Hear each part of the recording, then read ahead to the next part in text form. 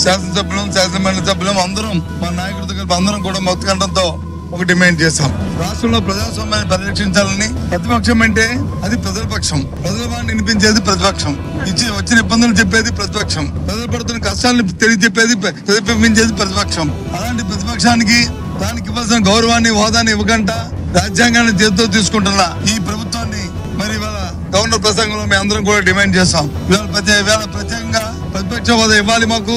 ఎందుకంటే ఏ రకంగా ఆలోచన చేసుకున్నా సభలో ఉండి రెండే పక్షాలు, ఒకటి కూటమి అధికార పక్షం, రెండు ప్రతిపక్షం వైఎస్ఆర్సీపీ పార్టీ. కాబట్టి ప్రతిపక్షంగా ఉన్న మాకు ఆ హోదా కల్పించాలని మేము డిమాండ్ చేస్తాం.